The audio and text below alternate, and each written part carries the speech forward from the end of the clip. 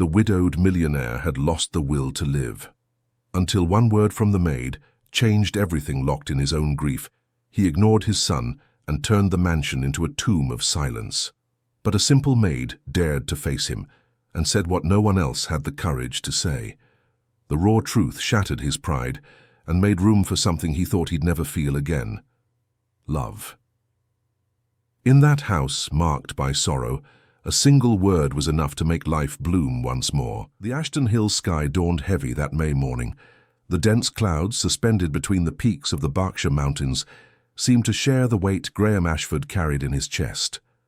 The fine, steady rain blurred the windows of the imposing colonial mansion, a family inheritance that, for generations, had been a symbol of power and tradition in the historic town.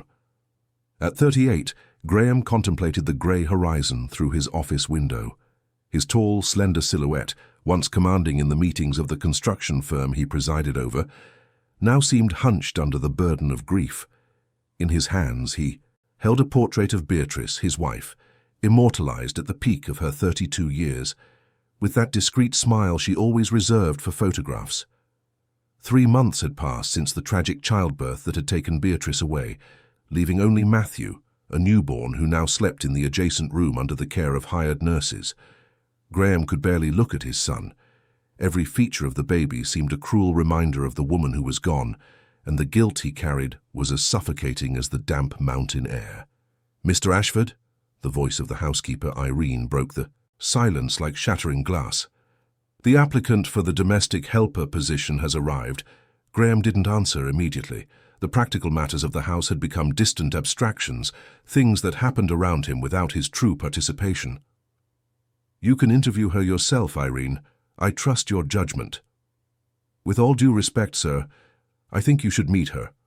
She'll be tending to the environment where little Matthew lives. And the recommendation I received from Mrs. Davison from the old village was exceptional." Something in Irene's insistence, perhaps the only human being who still dared to contradict him, made Graham nod slightly. Still with his back to the door, he took a deep breath and indicated with a casual gesture that the applicant could enter. Olivia Reed was 25, with sun-kissed skin, curly hair tied in a simple bun, and dark eyes that observed everything with a restless attention. Originally from rural Pennsylvania, her calloused hands told the story of someone who had started working as a child. She hadn't finished high school, but she carried with her the kind of wisdom that books don't teach, and that life imposes on those who must grow up too fast. "Good morning, Mr. Ashford," her voice. It was firm, without the characteristic tremor of someone easily intimidated. Graham turned slowly.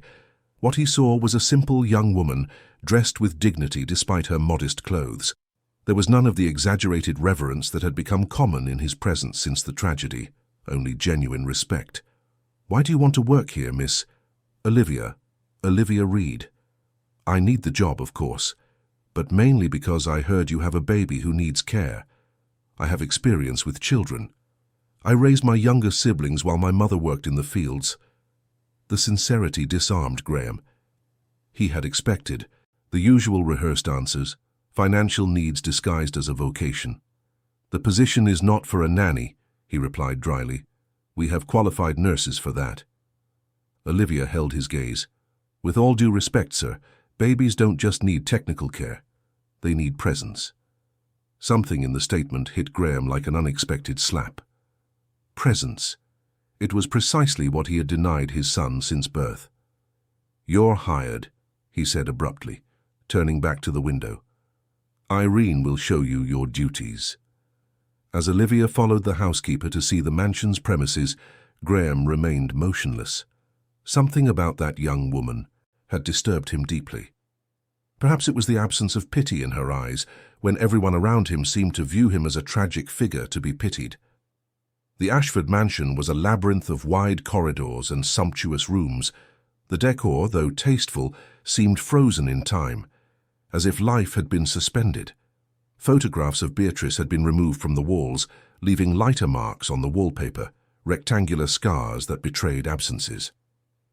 "The baby's room is in this wing," Irene explained, leading Olivia down a side corridor. "The nurses work in shifts. You won't need to care for." Him directly, but you will keep his environment in order."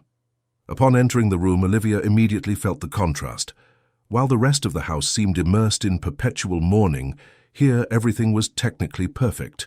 Decor in pastel tones, ergonomic Italian-designed furniture, imported educational toys methodically arranged on the shelves. It was an impeccable environment, yet strangely sterile, as if it had been assembled following a technical manual without the warmth of loving hands. In the carved mahogany crib, Matthew slept under the distant watch of a uniformed nurse who was scrolling through her phone, oblivious to the presence of the newcomers. Olivia approached silently and observed the baby. At just 3 months old, Matthew had the delicate features that suggested the beauty of his absent mother, mixed with the serious expression that seemed a paternal inheritance. Even in deep sleep, there was something unsettling in his countenance, as if so small he already carried the weight of rejection. "He hardly ever cries," the nurse commented upon noticing Olivia's interest. "He's an extremely quiet baby." "That's not normal," Olivia murmured, more to herself than to the others. "Babies need to cry." The observation hung in the climate-controlled air of the room. Irene cleared her throat, clearly uncomfortable with the comment, and led Olivia out. "Miss Reed, there's something you need to understand," the housekeeper said, once they were in the hallway. "Mr. Ashford is going through a very difficult time. He lost his wife during childbirth and, well, his relationship with his son is complicated." "He blames the child," Olivia concluded, with a clarity that unsettled the housekeeper. "It's not quite like that. It's just that every time he looks at the boy, he remembers her, and the pain is still too raw." Olivia nodded, absorbing the subtext of that explanation. The dynamics of this house went far beyond the domestic duties she was supposed to perform. Here, there were open wounds that no one dared to mention, silences that screamed from behind closed doors and polished marble. "I understand," she replied simply, but what she truly understood was that this child was growing like a plant in a dark cellar, nourished and clean, but deprived of the essential light of affection. When night fell over Ashton Hills, bringing with it the characteristic fog that enveloped the mansion in a white cloak, Olivia had already settled into the small maid's room and organized her few belongings. Through the window she could see the lights of the historic town twinkling below through the mist, so close and yet so far from the lonely world she had found in that house. In the silence of the mountain night, she promised herself she would make a difference in that place, not just for the benefits of a good job, not just for the opportunity to live in a mansion, but because in some way she didn't yet fully comprehend, she felt there was a greater purpose to her arrival in that fractured family. The following weeks passed in an almost mechanical rhythm at the Ashford mansion. Olivia quickly learned the house's routines and the silent language that dominated the space.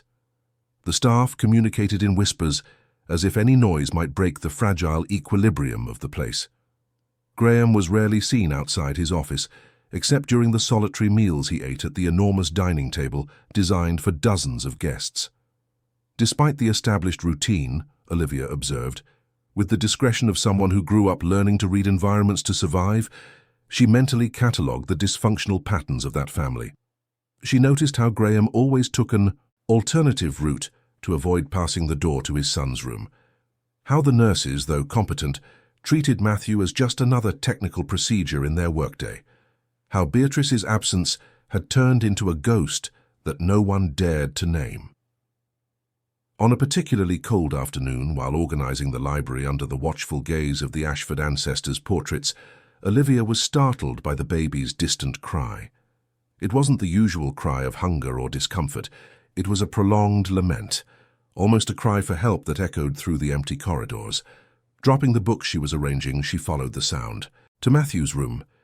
The nurse on duty, Susan, was trying in vain to calm the little one, rocking him with mechanical movements while repeatedly checking her watch. "What's wrong?" Olivia asked, approaching. "I don't know. I've checked everything. Clean diaper, just finished his bottle, no fever." "Sometimes they just cry for no reason," Susan replied, with the indifference of someone who had seen it all before. Olivia observed the baby. His little face was red from the effort of crying, small tears streaming down his chubby cheeks. Without asking for permission, she held out her arms. "May I?" Susan, visibly relieved to pass on the problem, handed the baby over. "Be my guest. My shift ends in 15 minutes, and Denise doesn't arrive until 6.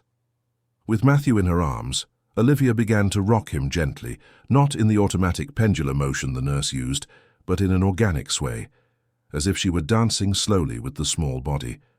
Instinctively, she began to hum an old Pennsylvanian lullaby her mother used to sing, her low, melodious voice filling the room previously dominated only by the sound of electronic monitors. Gradually, Matthew's crying subsided, replaced by small, intermittent sobs until, his eyes, still teary, fixed on Olivia's with an intensity surprising for such a small baby. "He just needed contact," Olivia murmured, more to herself than to Susan, who was already gathering her belongings to leave. Human warmth. When the nurse left, Olivia continued to cradle Matthew, walking slowly around the room while talking to him as if he could understand every word. She told him about her childhood in Pennsylvania, about the Berkshire Mountains that reminded her of her homeland, about the stars that would soon appear in the sky. The baby, now completely calm, clung to Olivia's finger, with surprising strength. "You're strong, you know, and brave too, coming into this world without your mother to welcome you. That takes a lot of courage." "What are you doing?" Graham's deep voice from the doorway startled Olivia. He was standing in the threshold, his expression unreadable, observing the scene with a mixture of surprise and something Olivia couldn't decipher. "Matthew was crying, sir. I was just calming him down." "That's not your job. We have nurses for that." Olivia took a deep breath before answering, holding Graham's gaze while holding Matthew more firmly against her chest. "With all due respect, Mr. Ashford, anyone in this house should care when a baby cries like that." A shadow passed over Graham's face, like a cloud crossing the sun. For a moment, Olivia thought she would be fired on the spot, but something subtly changed in his posture. His shoulders, always rigid, seemed to relax infinitesimally. "Put him back in his crib," he said, his voice less harsh. Olivia obeyed, carefully placing Matthew between the Egyptian cotton sheets. The baby, feeling the loss of human warmth, made a small face but didn't cry.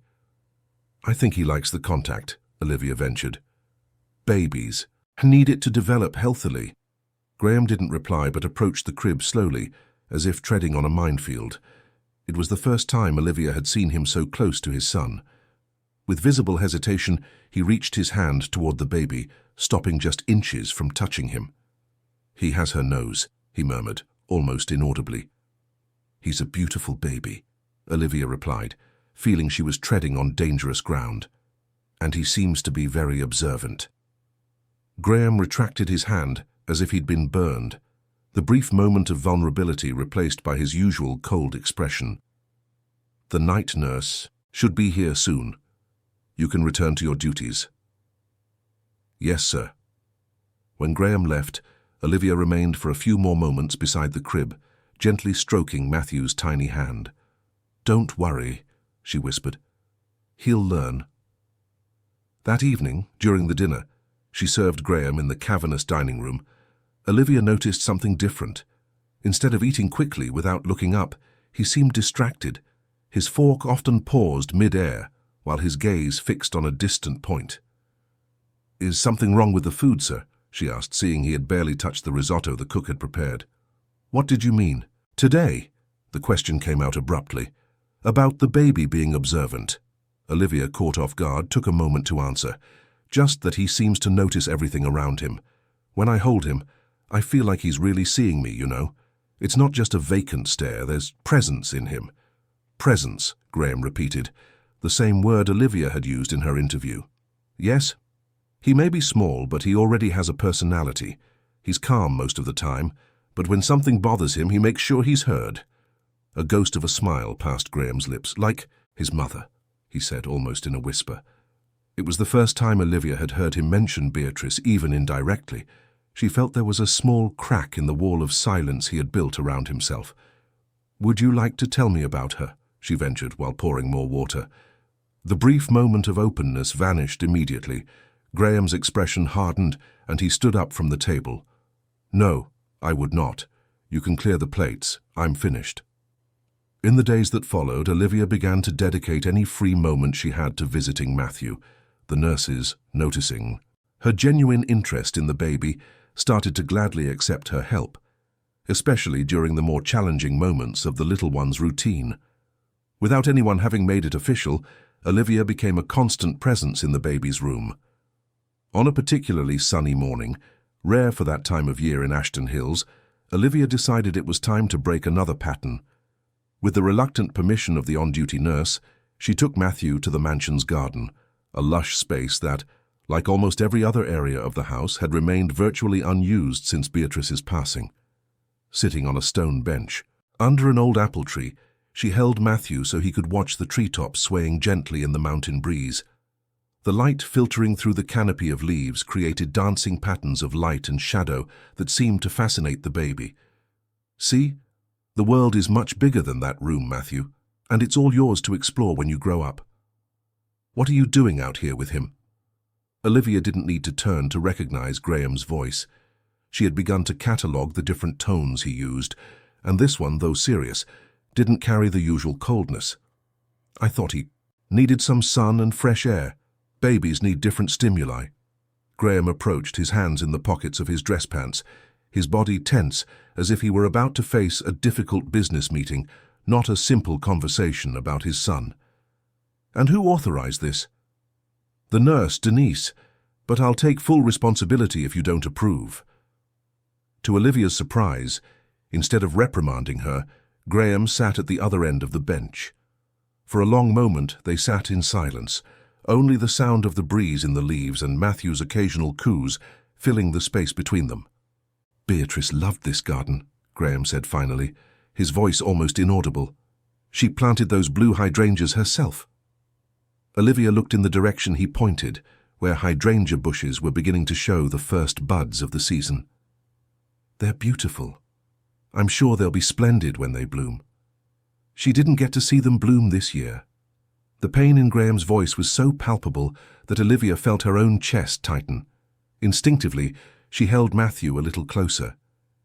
Maybe Matthew should get to know this side of his mother, the garden she loved. Graham turned to look directly at his son. Really looked for the first time since Olivia had arrived at the house. There was so much in his eyes: pain, fear, guilt, and something else, something that seemed to be slowly awakening, like a field after a long winter. "Maybe," he replied, standing up, "but not today." As she watched him walk back to the mansion, Olivia felt a mix of frustration and hope. It was a small step, almost insignificant to any outside observer, but for that house frozen in time, for that family interrupted by tragedy, it was as if a first crack had appeared in the ice, promising the thaw that was yet to come. The mountain winter arrived with full force in Ashton Hills, bringing with it days of dense fog and frigid nights that seemed to freeze even time itself. In the Ashford mansion, the staff hurried to light fireplaces and ensure the heating system worked properly, especially in the room of Matthew, now 4 months old. Olivia had established an unofficial routine with the baby. In the intervals between her domestic tasks, she visited him regularly, often relieving the nurses during their breaks. The bond between the young woman and little Matthew strengthened, each day to the veiled concern of Irene, who observed everything with the wisdom of her years of service. "You're getting too attached to the boy," the housekeeper commented one afternoon as they folded freshly laundered sheets in the laundry room. "That's not good, Olivia. It's not your place." Olivia continued to methodically fold the Egyptian cotton fabric, avoiding the older woman's gaze. "Someone needs to get attached to him. The nurses come, do their shifts, and leave. His father can barely stay in the same room as him." "It's not our place to judge Mr. Ashford," Irene chided, lowering her voice despite them being alone. "He lost his wife, he's suffering. And the baby, isn't he suffering too?" Olivia finally faced the housekeeper, her eyes shining with restrained indignation. "Matthew lost his mother before he even met her, and now he's losing his father, who breathes the same air but refuses to truly see him." Irene sighed heavily, her face marked by decades of service to the Ashford family showing her genuine concern. I've worked in this house since before Mr. Graham was born. I watched him grow up, get married, build his dreams. And now I see him crumbling a little more each day. I understand your concern for the boy, Olivia, but be careful. There are boundaries we shouldn't cross. The conversation was interrupted by the distant sound of the telephone.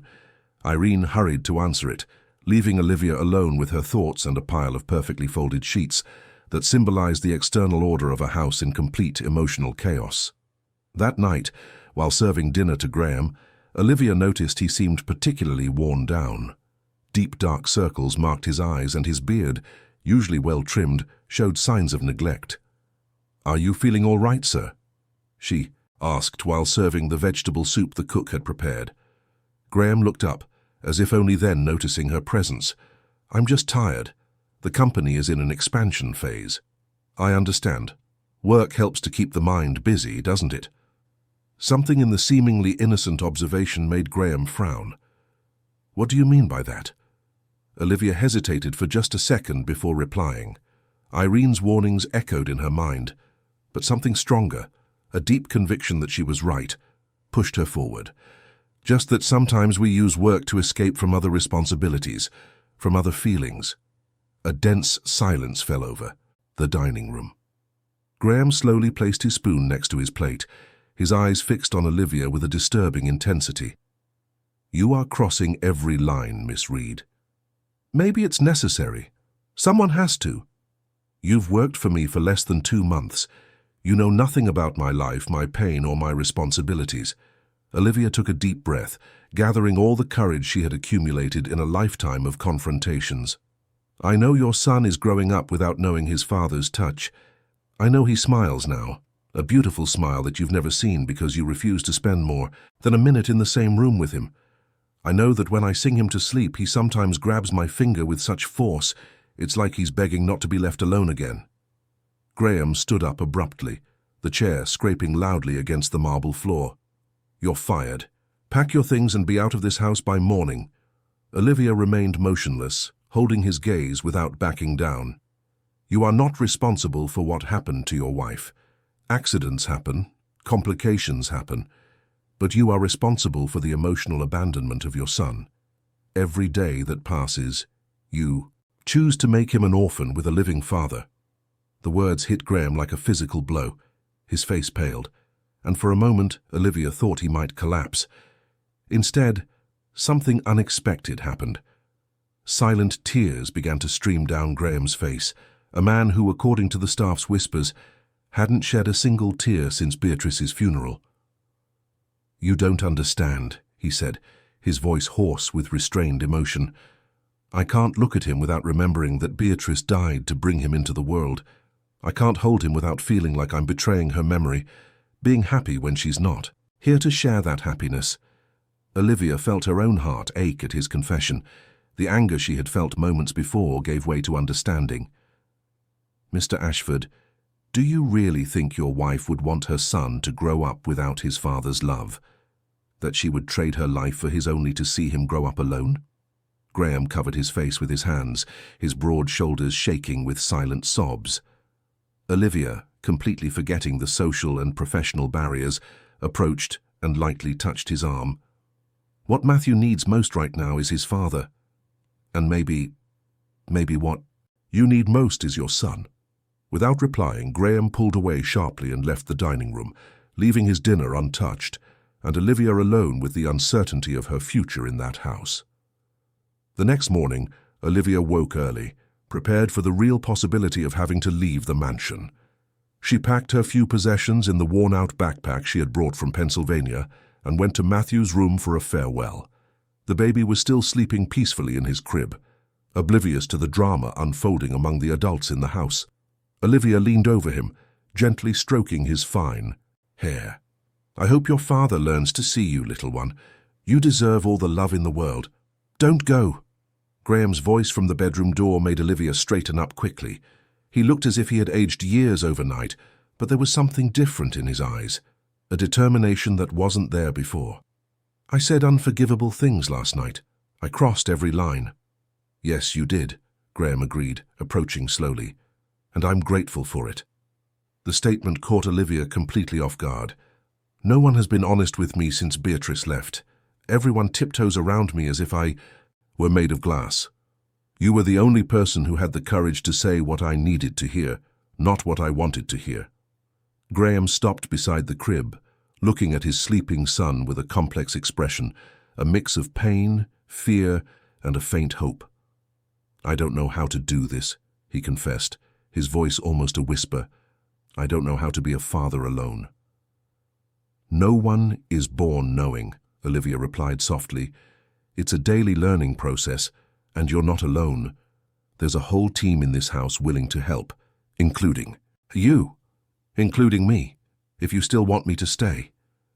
A faint smile, the first Olivia had seen on that face, lit up Graham's tired features. I do, more than you know.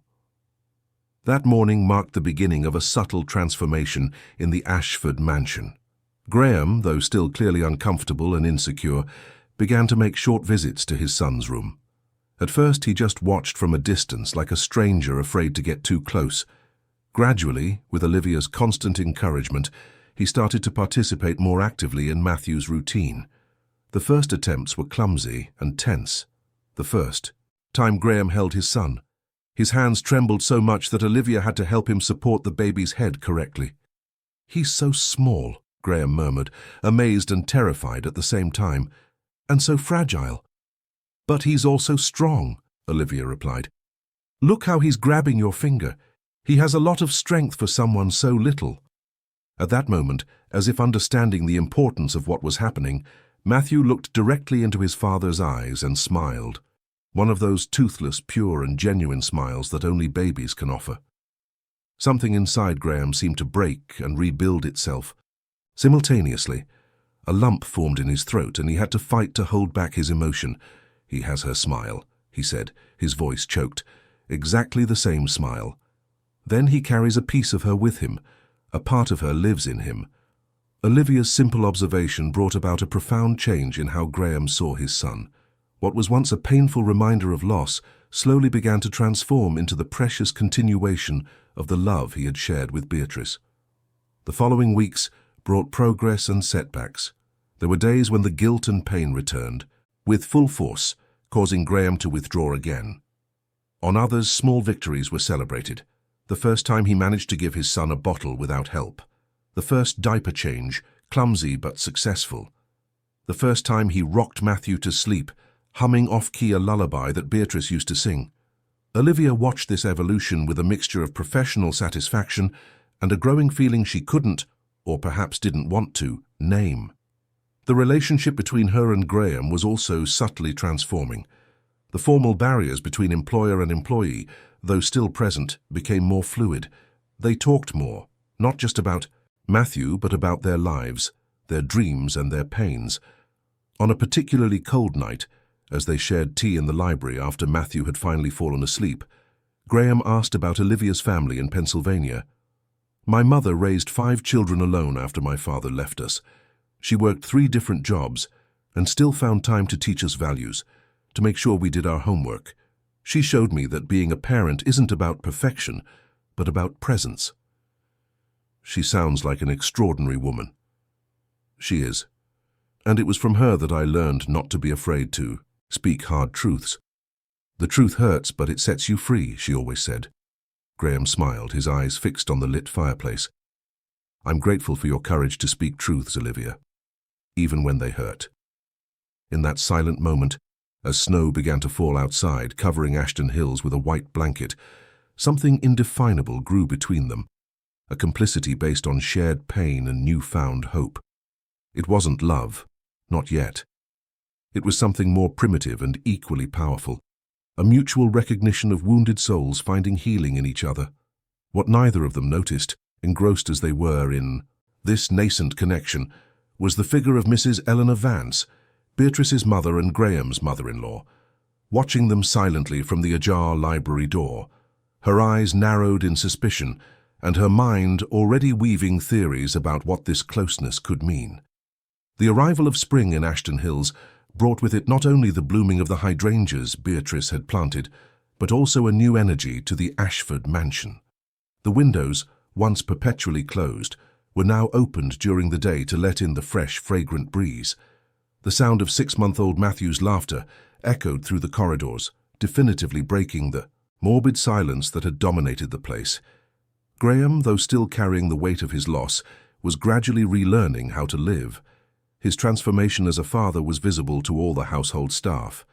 The nurses, once responsible for every aspect of Matthew's care, now watched in amazement as the powerful businessman appeared unexpectedly to give the late afternoon bottle or for the nightly bath, moments that had become sacred in his routine. Olivia observed this evolution with quiet pride. She remained present but increasingly in the background, allowing father and son to build their own relationship. Her influence, however, was undeniable. It was she who suggested that Graham bring out photo albums of Beatrice to show the baby, creating an early connection with his mother's memory. It was also she who encouraged him to transform Matthew's impersonally perfect room into a warmer environment, adding personal touches and family mementos. On a particularly pleasant afternoon, while Graham was in a video conference in his office, Olivia took Matthew to the garden. Sitting under the same apple tree where months before she had taken the first step to bring father and son closer, she played with the baby, who could now sit up on his own and reacted with giggles to the funny faces she made. "He seems happy." The female voice, strong and slightly sharp, startled Olivia. Turning, she found herself facing an elegant woman in her 60s, with grey hair impeccably styled in a low bun, dressed in the expensive sobriety that only old money can wear so effortlessly. "Mrs. Vance," Olivia recognized immediately, standing up with Matthew in her arms. "I didn't know you had arrived." Mrs. Eleanor Vance was Beatrice's mother and an almost mythical figure to the mansion's staff. The widow of a diplomat, she divided her time between a penthouse on the Upper East Side and international travel, rarely visiting Ashton Hills since her daughter's passing. "I arrived an hour ago. Graham is busy with his business, as always." There was a veiled criticism in that remark, but her gaze was fixed on Matthew, an indefinable emotion crossing her aristocratic face. "May I hold him?" Olivia hesitated for just a moment before handing the baby to his grandmother. Matthew, usually sociable, suddenly became shy, shrinking slightly in Eleanor's arms. "He's not used to strangers," Olivia explained, trying to soften the moment. "Strangers?" Eleanor repeated, a shadow crossing her eyes. "Yes, I suppose I am a stranger to my own grandson, another price to pay for Beatrice's absence." Olivia felt a lump in her throat. Behind the rigid posture and sharp words, she perceived a deep pain, the pain of a mother who had lost her only daughter and was now struggling to find her place in her grandson's life. "Matthew is getting to know the world little by little," she said gently. "I'm sure he'll be comfortable with you soon." Eleanor studied Olivia intently, as if seeing her properly for the first time. "You speak of him with great affection. Irene told me you've been important to Graham's recovery." There was something in her tone that made Olivia feel suddenly uncomfortable. "I just try to do my job to the best of my ability." "And what exactly is your job, Miss Reed? Because it seems to have expanded considerably beyond the domestic duties for which you were hired." The implied accusation was crystal clear. Olivia felt her face burn, but she maintained her composure, holding the older woman's gaze. "My job is to take care of the house, ma'am. If that includes looking after the well-being of its residents, then yes, I take that part very seriously." Eleanor smiled, a smile that didn't reach her eyes. "Let's be honest with each other. You are young, attractive, and my son-in-law is a vulnerable man going through the worst time of his life. It would be understandable if confused feelings were to arise." "Are you accusing me of something?" Olivia asked directly, her dignity wounded by the insinuation. "I am warning you," Eleanor replied, her voice lowering to a confidential tone as she adjusted Matthew in her arms. "I know this world well, Miss Reed. I know how people judge relationships that cross social barriers. My daughter was adored in this town. What do you think they would say if Graham, still in mourning, were to get involved with a maid?" The words hit Olivia like a slap, not because they were entirely unfair, but because they put into clear words the thoughts she herself had been trying to suppress in recent weeks. There is nothing between Mr. Ashford and me but mutual respect and a shared concern for Matthew's well-being, she replied with all the dignity she could muster. Perhaps not yet, Eleanor conceded, handing Matthew back to Olivia. And it's best it stays that way for everyone's sake, especially my grandson's. As Eleanor walked away towards the mansion, Olivia remained motionless under the apple tree, holding Matthew tightly against her chest, as if the small body could anchor her suddenly adrift heart. Mrs. Vance's visit, initially planned for just a weekend, stretched on for days. Her presence subtly altered the dynamic of the house. Graham, who had begun to relax in Olivia's company, became more formal and distant again when his mother-in-law was around. Meals, which had become moments of casual conversation between the two, were now dominated by Eleanor's imposing presence and her constant reminiscences of Beatrice. Olivia understood the purpose of those stories, to keep Beatrice's memory alive, to ensure she was not forgotten or replaced. However, she couldn't help but notice how Graham seemed to regress emotionally with each evocation of his late wife, as if the guilt he had begun to overcome was returning with renewed force. One night, after one of these memory-laden dinners, Olivia was finishing up in the kitchen when she heard Matthew's distressed cry. She immediately went to the baby's room, only to find Graham trying in vain to calm him. The little one, his face red from crying, was squirming in his father's arms, inconsolable. "What happened?" Olivia asked, approaching quickly. "I don't know," Graham replied, frustration and helplessness evident in his voice. "He was sleeping peacefully and suddenly started crying like this. I've checked his diaper, tried to give him a bottle, but nothing calms him." Olivia touched Matthew's forehead and immediately noticed the unusual heat. "He has a fever," she stated, concern evident in her voice. "Where's the nurse?" "It's her day off. I thought I could handle him by myself for one night."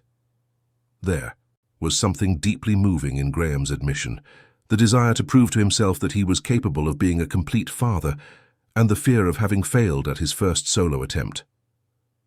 "I'll get the thermometer," Olivia said, heading to the adjacent bathroom. When she returned, she found Graham pacing with Matthew, whispering words of comfort that seemed more directed at himself than at the baby. "You're going to be okay, son. Daddy's here. Daddy won't let anything bad happen to you." Olivia's heart ached. With gentle hands, she took Matthew's temperature. 100.8 degrees. It's not a very high fever, but we need to monitor it. "Should we go to the hospital?" Graham asked, his panic barely disguised. "Not yet. Let's try giving him some medicine first and see. Babies often get fevers like this when they're teething or have minor infections." With the calm of someone who had faced many febrile crises with her younger siblings, Olivia guided Graham through the next steps. Together they administered the fever reducer, prepared cool compresses for Matthew's forehead, and took turns rocking him in their arms. The hours passed slowly. At midnight they settled into the large armchair in the baby's room, Graham holding Matthew while Olivia monitored his temperature every 30 minutes. Gradually, the little one's crying subsided, replaced by occasional sobs, until he finally fell asleep, exhausted. "I don't know what I would have done without you tonight," Graham confessed, his voice little more than a whisper so as not to wake his son. "I panicked. It's natural. Every parent gets scared with their child's first fever. Beatrice would have known exactly what to do. She was a pediatric nurse, you know." A sad smile crossed Graham's face. "It's ironic, isn't it? She saved so many children, but when it came to her own son..." Olivia covered Graham's hand with hers, an impulsive gesture of comfort that surprised them both. She gave her life for him, and I'm sure that if she could choose, she would do it all over again. A mother's love is like that. A single tear rolled down Graham's face, caught in the soft light of the lamp. Sometimes I wonder if she would have made different choices if she had known what would happen, if she would have given up the pregnancy when the doctors warned about the risks. She knew about the risks? Yes, she had high blood pressure, a history of complications. The doctors recommended caution, but she wanted this child so much. She said he would be our miracle. The silence that followed was heavy with unspoken emotion.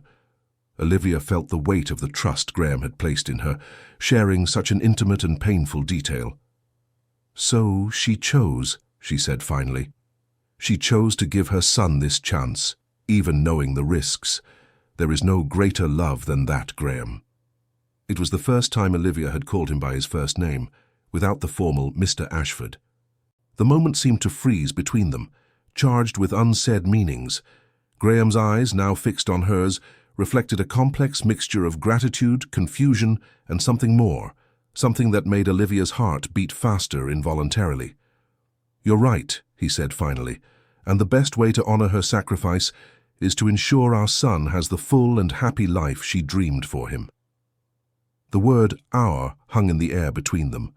It didn't refer to Olivia, of course. It was a declaration of the shared legacy between Graham and Beatrice. Yet for a brief instant, it created a connection, an intimacy, that transcended the formal roles they occupied. The moment was interrupted by the soft sound of the door opening. Mrs. Vance stood in the threshold, her grey silk robe accentuating the pallor of her face as she observed the scene before her. Graham and Olivia sitting together in the armchair, the baby asleep between them, their hands still lightly touching on the arm of the chair. "What is going on here?" Eleanor's voice, though controlled, carried a coldness that filled the room like a mountain fog. Olivia immediately pulled her hand away, rising from the armchair as if caught in a serious transgression. "Matthew had a fever," Graham explained, seemingly oblivious to the rising tension. "Olivia helped me give him medicine and monitor him. We finally got him to sleep." Eleanor advanced into the room, her eyes never leaving Olivia's face. "I see, and that requires you to be so close?" "Eleanor, please," Graham frowned, finally realizing what was happening. "It's not what you're thinking." "Isn't it?" The question hung in the air, laden with unspoken accusations. "I think I should go," Olivia said, her dignity fighting against the embarrassment in her voice. "The fever is under control now. If you need anything during the night, just call me. I'm sure my son-in-law and I can take care of my grandson without your assistance for the rest of the night, Miss Reed," Eleanor replied, her tone making it clear it was not a request, but a dismissal. As Olivia left the room, gently closing the door behind her, she could feel the weight of Eleanor's gaze on her back. Even heavier was the confused feeling in her chest, a mixture of hurt, indignation, and, most disturbingly, the growing awareness that maybe, just maybe, Eleanor's suspicions were not entirely unfounded. Because that night, sitting next to Graham as they watched over Matthew's feverish sleep together, Olivia had felt something awaken within her, something a maid should never feel for her employer, something a sensible woman should not nurture for a man still so deeply marked by loss. Lying in her narrow bed in the back room, Olivia stared at the ceiling, unable to sleep. The silent accusation in Eleanor's eyes haunted her, along with the painful realization that it might be time to reevaluate her position in that house. Not because she had done anything wrong, but because her heart was beginning to lead her down paths that could only end in more pain, for her, for Graham, and possibly for little Matthew, who had, unwittingly, become the center of her world. The days following Matthew's fever were marked by a palpable tension in the Ashford mansion. Mrs. Vance, who had initially planned to stay for just a week, announced she would be extending her stay indefinitely. "To help take care of my grandson," she justified at breakfast, her gaze fixed on Olivia as she spoke. The constant presence of his mother-in-law visibly affected Graham. The man who was beginning to find his voice, and his place as a father again, became hesitant, as if every decision regarding Matthew had to pass Eleanor's silent scrutiny, the guardian of Beatrice's memory. Olivia tried to keep her distance, focusing on her domestic tasks and minimizing her interactions with the baby. It was a painful decision, but one she deemed necessary, both to protect her heart and to avoid fueling Eleanor's suspicions. However, Matthew, accustomed to her constant presence, reacted with confusion to this sudden withdrawal, crying when he saw her and reaching his little arms out to her. On a particularly sunny morning, Olivia was in the garden hanging freshly laundered sheets when Graham appeared with Matthew in his arms. The baby, now almost 7 months old, wriggled excitedly upon seeing her. "He's missed you," Graham said, approaching. "To be honest, we all have." Olivia continued her task, avoiding looking directly at them.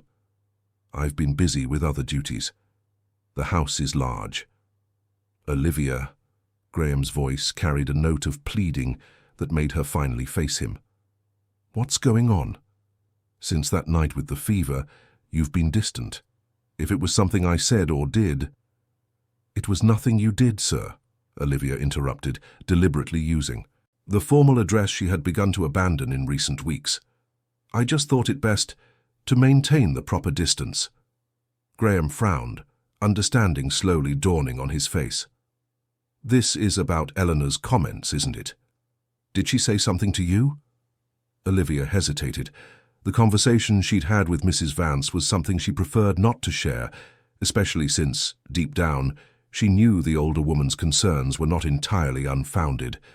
Something had changed between her and Graham, something subtle that couldn't be named, but that they both felt. Your mother-in-law is concerned for her family's well-being, as she should be, she replied diplomatically. And I am just an employee, Mr. Ashford. It's important that everyone remembers that. A flash of hurt crossed Graham's face. You are much more than just an employee, Olivia. You're the person who helped me find my son again, who reminded me that life goes on even after pain. The sincerity of his declaration hit Olivia hard. For a moment, she wanted to tell him everything, about Eleanor's warning, about the confusing feelings she'd been trying to suppress, about the fear that she was becoming too important in the life of a man who still largely belonged to the ghost of his wife. Instead, she simply smiled sadly. I'm glad I could help. But now you and Matthew are on your own path together, as it should be. And Mrs. Vance is here to support you. My role is no longer so necessary. Graham took a step forward, approaching her with an intensity that made her retreat slightly. You're wrong. We need you. I need you. Before Olivia could respond, the sound of footsteps on the stone path announced Eleanor's arrival. As if sensing the critical moment, the older woman appeared around the bend in the garden, her face a mask of forced politeness. Ah, there you are. I was looking for you. The pediatrician is on the phone, Graham, to confirm Matthew's appointment for tomorrow. With a final, meaningful look at Olivia, Graham nodded and walked back toward the house, leaving her alone with Eleanor. The silence between the two women was as heavy as the mountain humidity. Eleanor was the first to break it. I see our previous conversation wasn't clear enough. Olivia took a deep breath, gathering the courage to face the situation directly. I was perfectly clear, Mrs. Vance. There is nothing inappropriate between myself and Mr. Ashford. Yet, Eleanor replied, her tone glacial. But the path is being paved. I've seen how he looks at you. I've seen how indispensable you've become. It's an old strategy, Miss Reed. Make yourself irreplaceable so that then— You're being unfair, Olivia interrupted, her wounded dignity momentarily overcoming her respect for hierarchy. I have no strategy. I just care about that child and worry about his father, who was drowning in grief when I arrived here. Eleanor studied her for a long moment as if trying to decipher the truth behind her words. Perhaps you truly believe that, she said finally. Perhaps your intentions are pure, but the world out there won't see it that way. Graham is an important man, the heir to one of Ashton Hill's most traditional families. If he gets involved with you, a maid with no formal education, the scandal will destroy not only his reputation but will also affect Matthew's future. Each word was like a needle piercing Olivia's heart.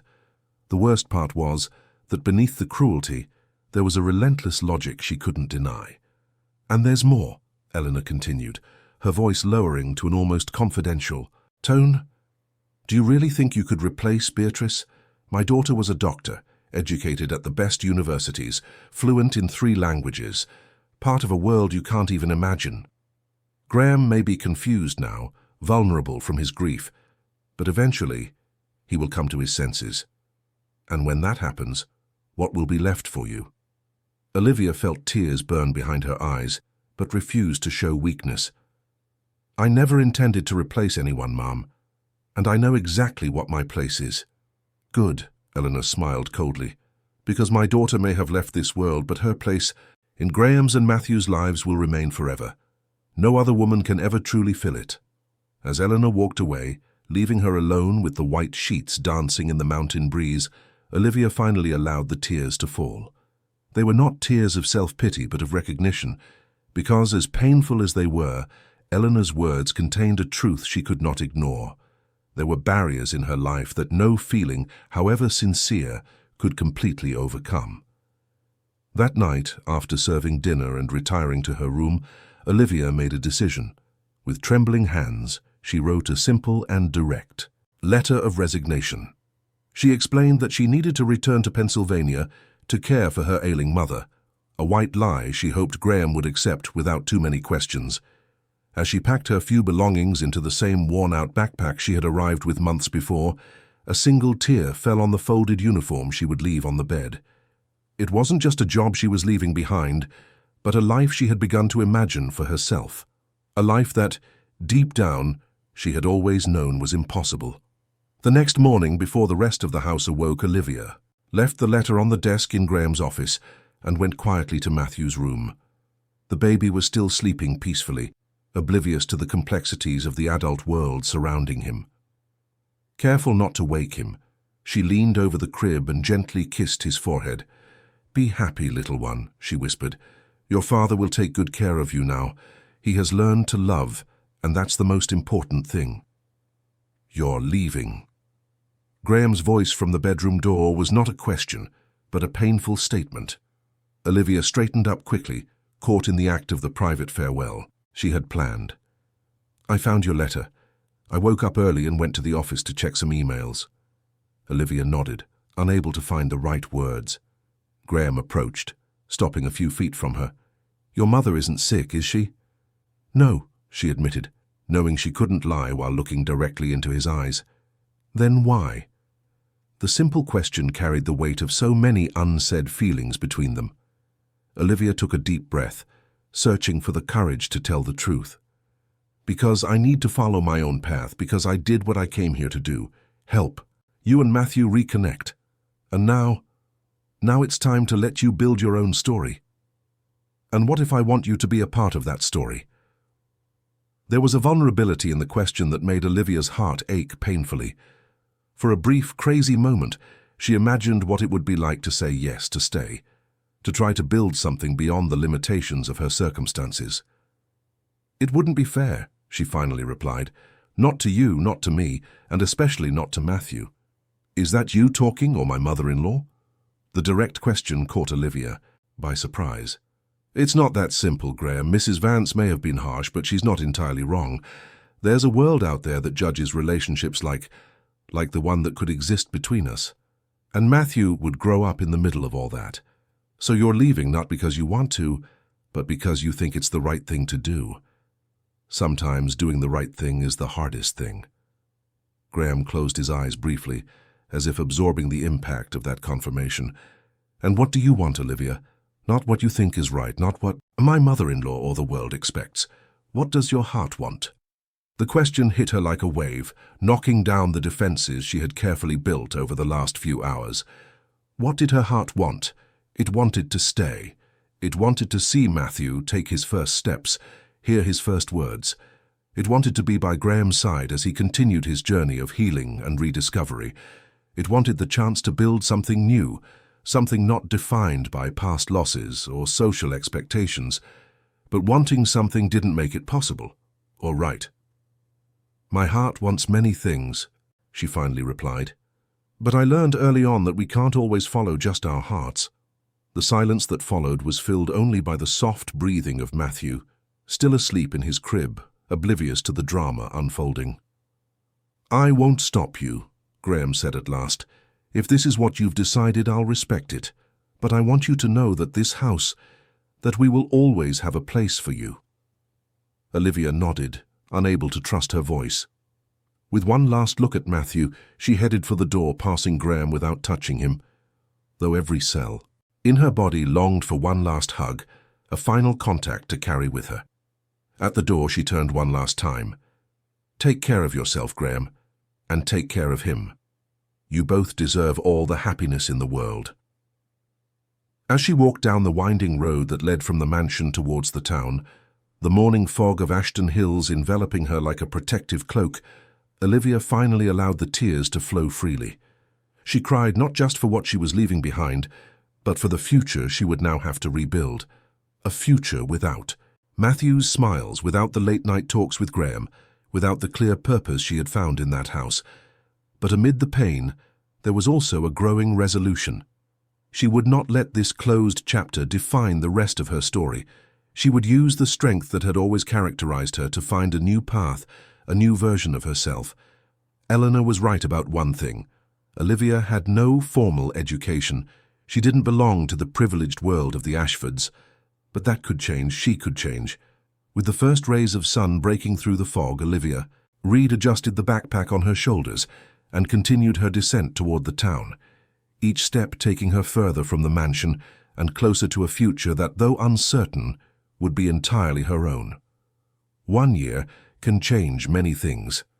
365 days that transform internal and external landscapes, that heal wounds and open new possibilities, that separate who we were from who we have become. For Olivia Reed, the year following her departure from the Ashford mansion was one of reinvention. Back in Pennsylvania, she initially settled in her mother's small house in a historic town, but soon realized she needed a completely new start. With the savings she had accumulated during her months in Ashton Hills, she rented a modest room in Pittsburgh and enrolled in a college prep course. The first few weeks were brutal.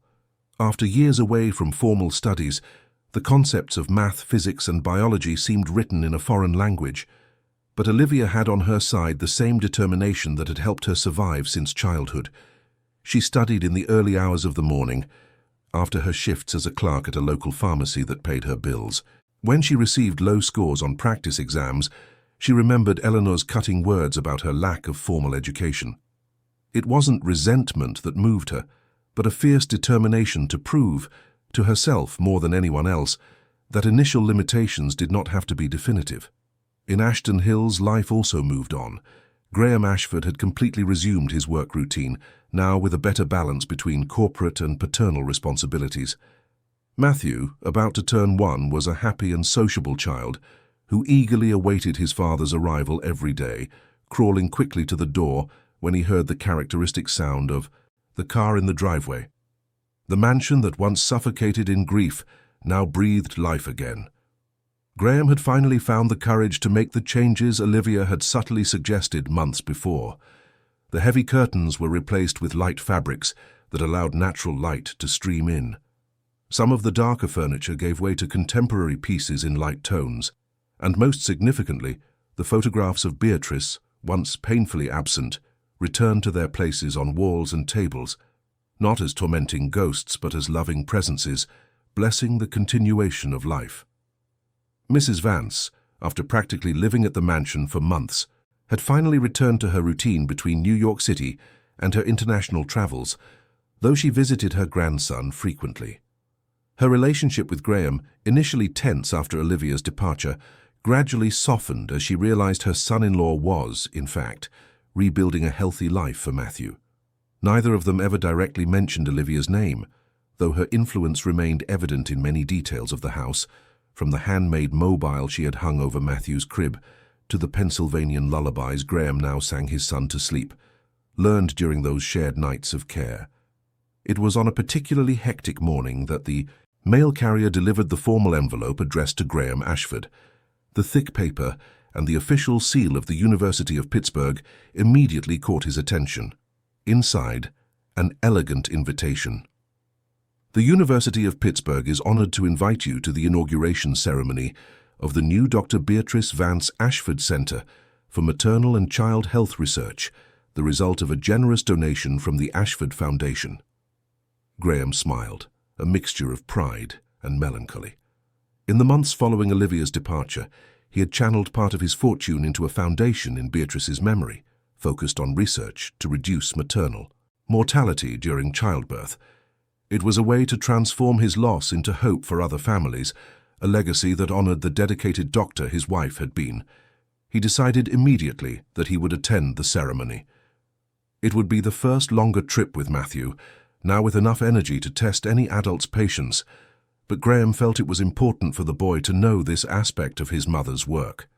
Even too young to understand, these early experiences would form the basis of the relationship Matthew would develop with Beatrice's memory. On the day of the ceremony, the main auditorium of the University of Pittsburgh School of Medicine was packed.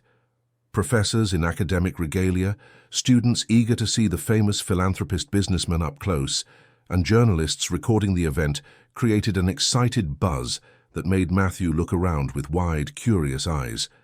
Sitting in the front row with his son on his lap, Graham listened to the formal speeches with only half an ear.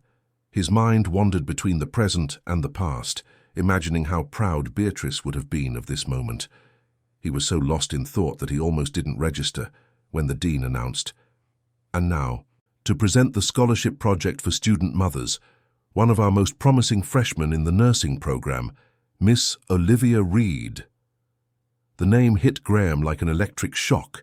His eyes flew to the stage, where a familiar figure was walking toward the microphone. It was her, yes, but at the same time, a different version of the Olivia he had known.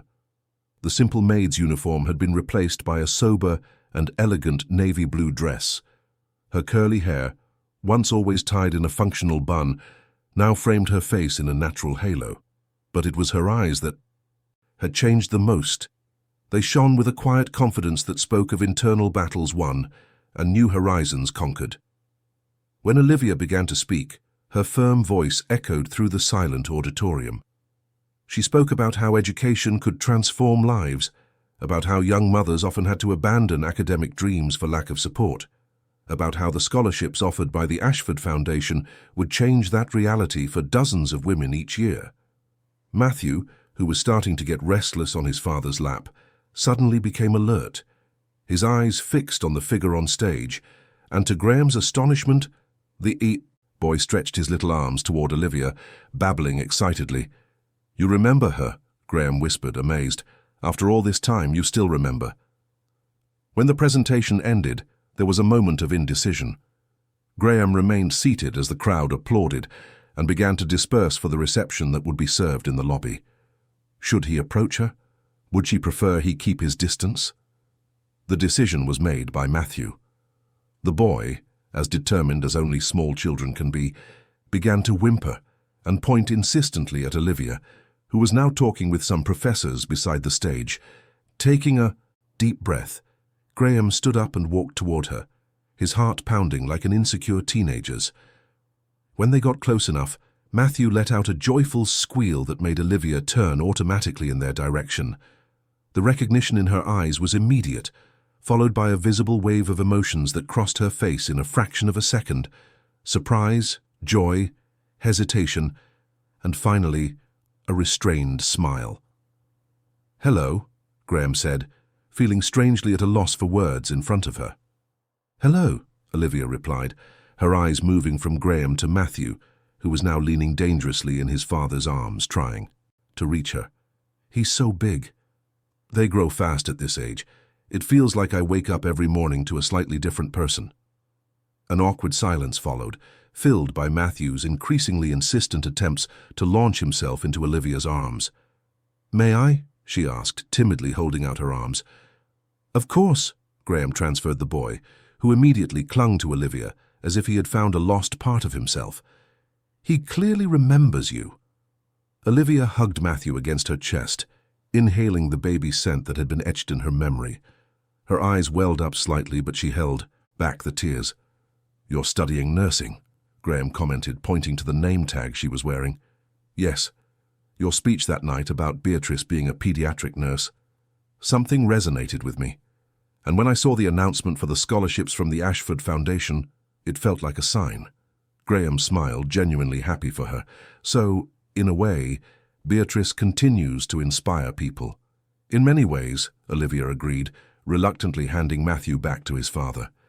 "It was a beautiful ceremony. The work your foundation is doing is important. It was your idea, you know, not directly, but you planted the seed when you told me the best way to honor Beatrice's sacrifice was to ensure other women didn't have to go through the same thing." Olivia blushed slightly, surprised that he remembered her words so clearly. "Well, I have to go," she said, gesturing to a group of students waiting for her in the distance. We have a group project presentation after the reception.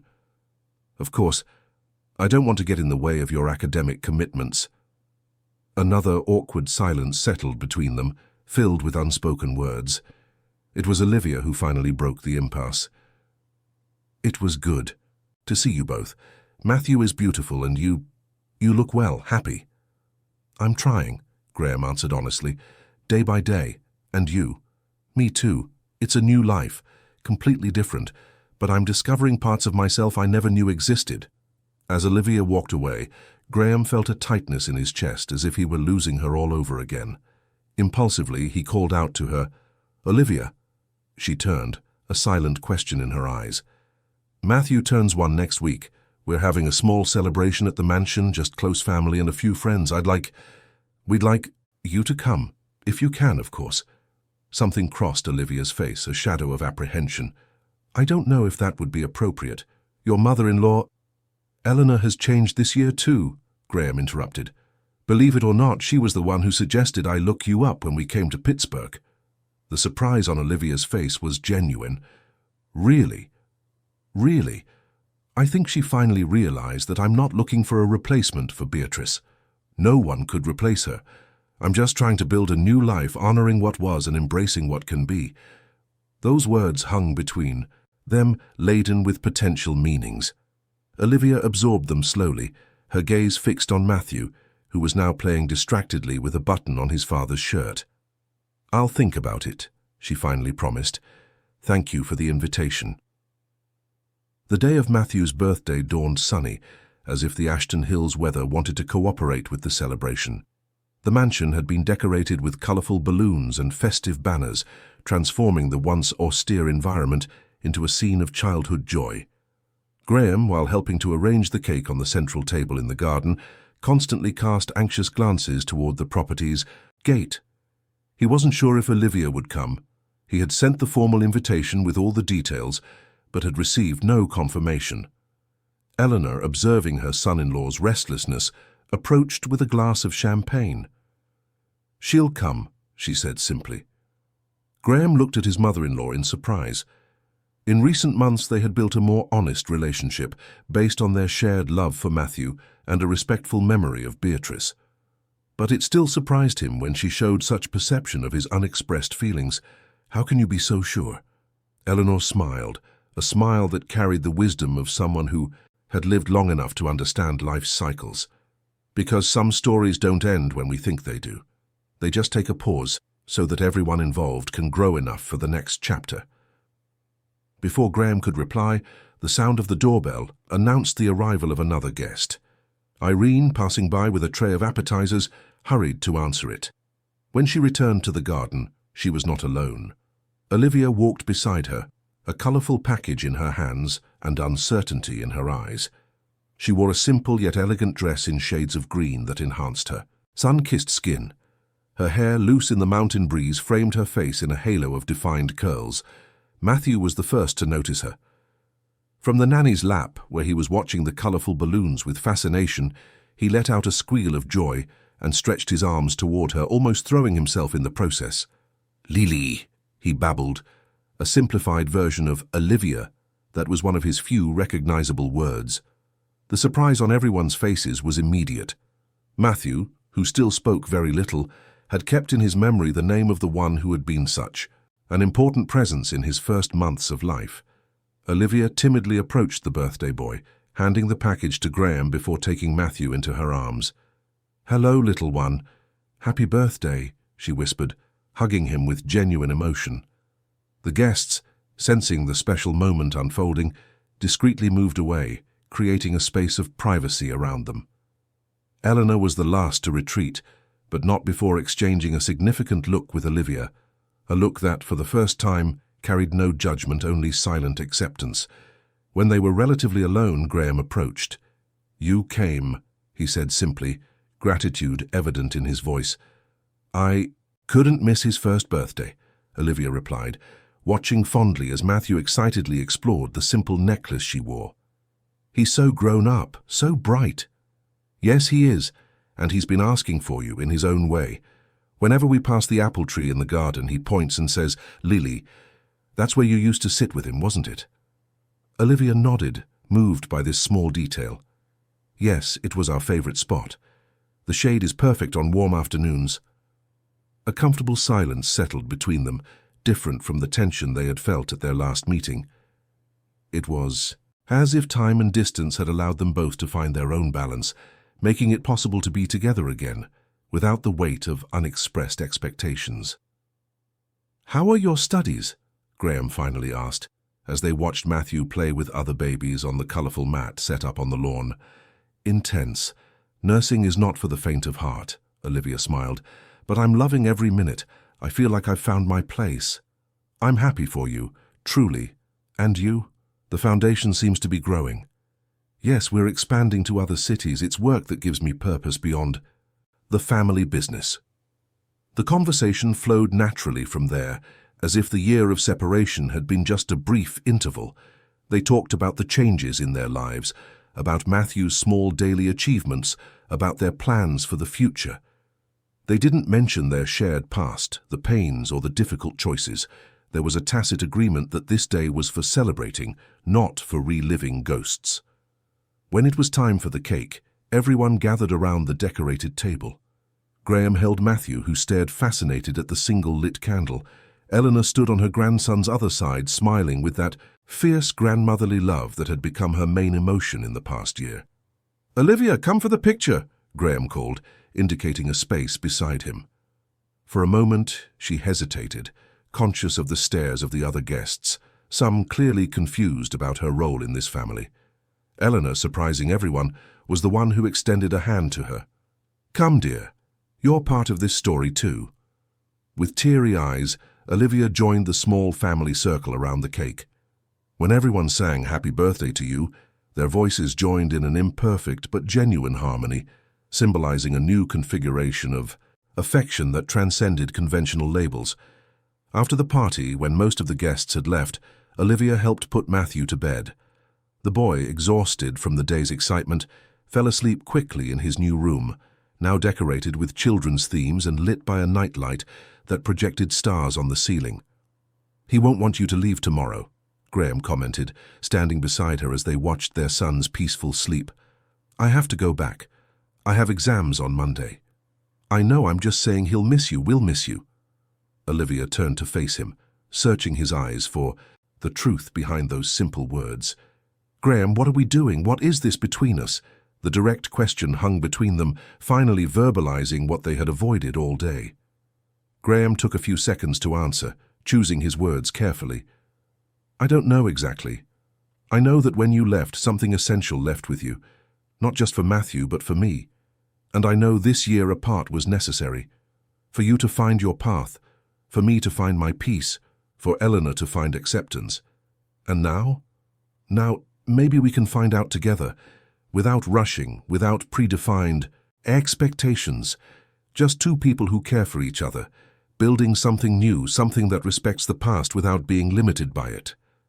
Olivia reflected on these words, feeling their weight and their promise. It would be difficult.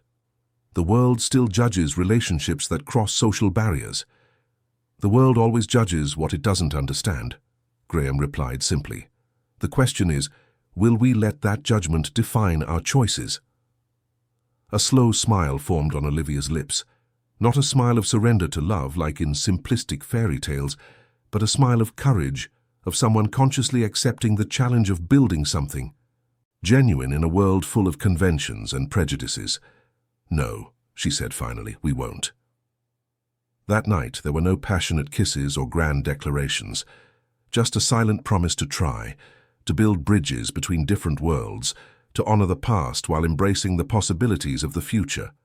When Olivia returned to Pittsburgh the next morning, she carried with her more than just memories of a birthday party. She carried the certainty that some stories don't end with a goodbye, but with a see you later, a necessary interval for all the characters to find the strength to write, together, wiser and truer next chapter. And as the bus snaked through the curves leading from the Pennsylvania mountains back to the city, Olivia smiled at the horizon, thinking that sometimes endings are just new beginnings in disguise. For her, for Graham, for little Matthew, and even for Mrs. Vance, life had proven to be not a straight line, but an upward spiral, where we return to the same points, but always at a higher level of understanding and acceptance. Love, when born from empathy, care, and genuine presence, truly has the power to rebuild structures that seemed irreparably broken.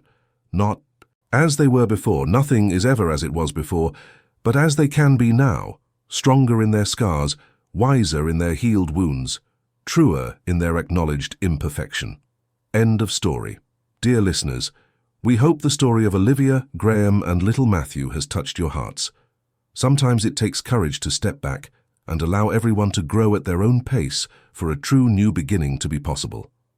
If this journey of overcoming personal growth and genuine love resonated with you, don't forget to subscribe to our channel and leave a like. Each week we bring new narratives that explore the complexities of human relationships and the capacity for transformation that exists in each of us. Share in the comments which moment of this story touched your heart the most, and if you have ever witnessed a new beginning as beautiful as this one in your own life. Your story deserves to be told too.